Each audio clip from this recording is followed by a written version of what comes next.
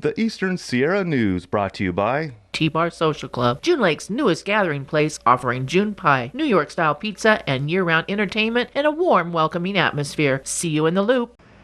Well, we have thousands of visitors traveling our highways and byways during these lovely summer months. CalTrans reminding drivers to be alert for wildlife along roadways throughout Inyo, Mono, and Kern counties. The Eastern Sierra, Eastern Kern County, home to a wide variety of animals, including wild deer and horses in the north, bears and antelope in the south, and burros and bighorn sheep in Death Valley, often come into contact with the highways and roadways that extend throughout the area. Now, to help reduce collisions, CalTrans offers some tips for motorists in the event they encounter an animal while driving. Obviously, it's the law. Wear your seatbelt. May not prevent a collision, but can reduce injuries. Keep center. On a multi-lane road, the center lane is your safest bet for avoiding a wildlife encounter if local traffic laws permit it. Give both you and the animal plenty of space. If your vehicle does startle them driving in the center lane, give you more time to react if one darts onto the road. Also from CalTrans, stay the course. If you see an animal on the roadway, brake firmly and slowly and stay in your lane. Swerving might cause you to lose control of the vehicle. Keeping calm and steady on the road will also allow you to react more effectively to the often unpredictable movement of wildlife. Also honk. Some experts recommend that one long blast of a car horn is enough to scare most wildlife out of the road.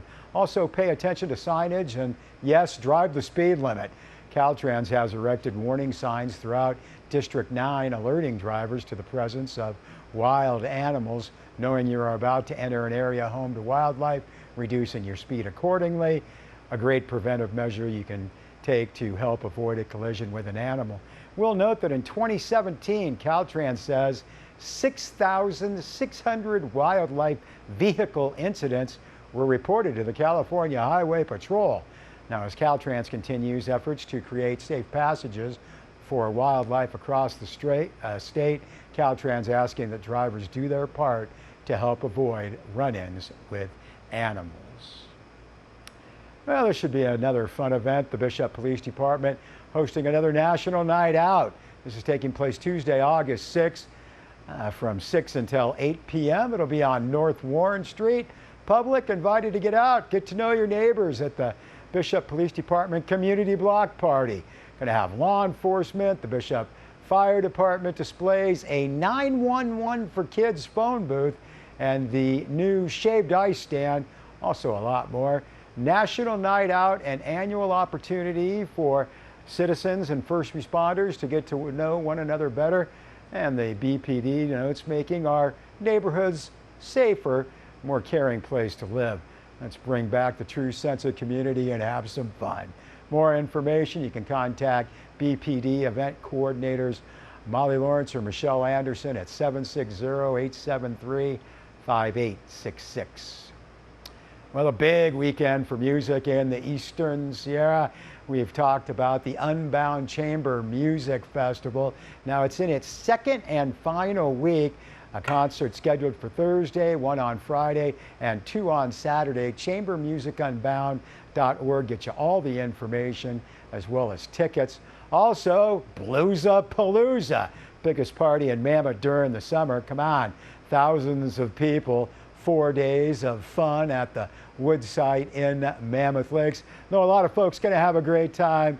Let me get on my soapbox and say, don't drink and drive. Walk where you're going or get somebody else to drive. Have fun, but let's use our street smarts and be cool out there, everybody. Now, next week, Sierra Classic Theater takes over the Woods site. 10th annual Shakespeare in the Woods. Sierra Classic Theater notes that it will be presenting Much Ado About Nothing, a modern take on Shakespeare's cherished comedy of romantic retribution and miscommunication. It's set in Las Vegas at Leona's Messina Casino. The famous Don Pedro and his buddies returned from, well, it says a multi-day party celebrating Don John's divorce at the War's End Divorce Party Parlor. Revelry ensues. Two young lovers caught in the middle, tumultuous courtship. Two unlikely romantics wooed against their wills until love proves the ultimate trickster and undoes them all. That sounds like a lot of fun. Sierra Classic Theater's 10th annual Shakespeare in the Woods. Much Ado About Nothing, $15 suggested donation. There are VIP tickets available. This starts Thursday, August 8th, runs through Sunday, August 18th at the Woodside in Mammoth, 7 p.m. And again, you can get all the information, tickets at sierraclassictheater.org. Well, this should be fascinating on Monday, how mono boomed during the Great Depression. August 5th, author David Carl, author of many books, presenting how mono boomed during the Great Depression. This will be at the monthly Mono Basin Historical Society meeting, potluck dinner, business meeting at 6, the program at 7 at the Lee Vining Community Center. A little press release says, while the Great Depression afflicted the nations through the 1930s, the Mono Basin experienced an economic boom.